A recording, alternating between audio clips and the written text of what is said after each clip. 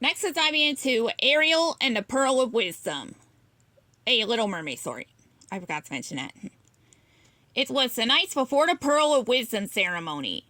Ariel was excited. On that special day, King Triton's daughter would each take on an official royal responsibility.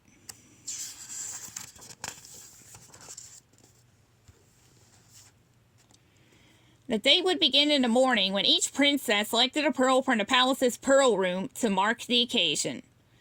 In the afternoon, there would be a ceremony to announce how each of them planned to help Atlantica. "What are you going to do?" Andrina asked Ariel. "I don't know yet," Ariel said. "I need to figure that out before the ceremony tomorrow." In the pearl room the next morning, each princess chose her favorite pearl. "I look forward to hearing what you chose as your gifts to the kingdom," King Triton said, hugging each daughter. "May these pearls be a reminder of your royal responsibility."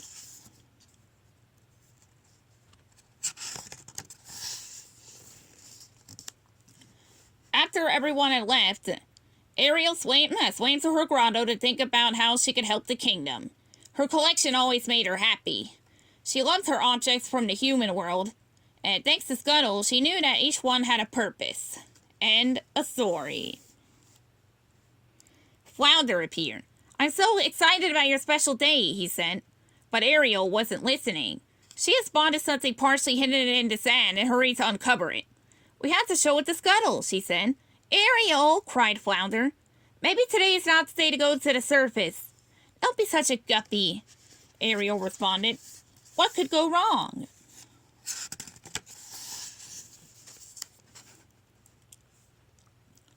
When Ariel found Scuttle, she showed him her new treasure. Scuttle examined the object closely. "I know," he declared. "This here is a thingamajiggy. And you wear it here."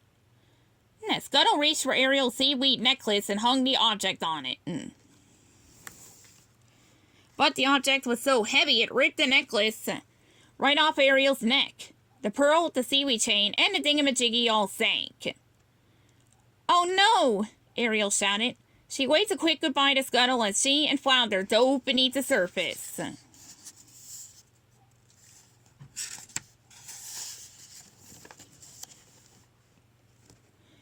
Ariel looked around frantically. She had to find that pearl. "Look, Flounder, there it is!" Ariel shouted. They watched the pearl as it hit a starfish napping on a rock. The starfish just swatted it away without even waking up, and the pearl flew through the water. Now it's headed toward an octopus. As Ariel and Flounder chased after it, the pearl landed on one of the octopus's arms. "Wait! Stop!" Ariel shouted.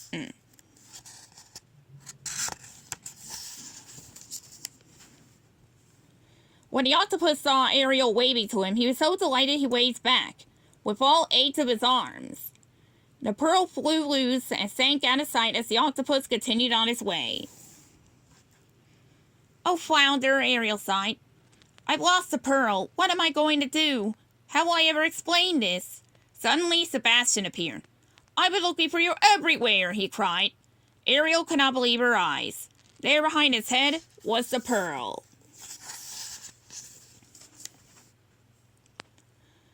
"Young lady," Sebastian scolded, "you need to get back to the palace right now." "Whatever you say, Sebastian," said Ariel, smiling. She leaned toward him and kissed him.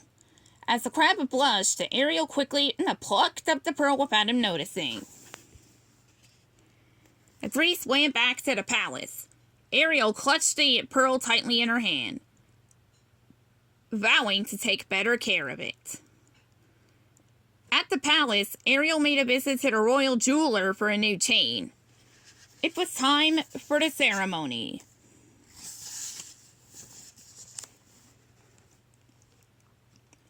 After her sisters made their announcements, it was Ariel's turn. Ariel knew exactly what to say.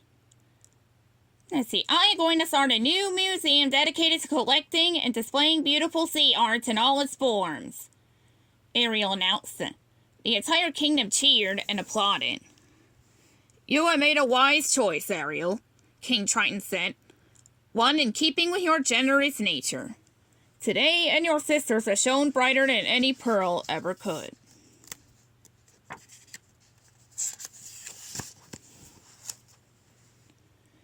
On opening day at the museum, Ariel couldn't have been prouder to showcase some of the beauty found under the sea. The end.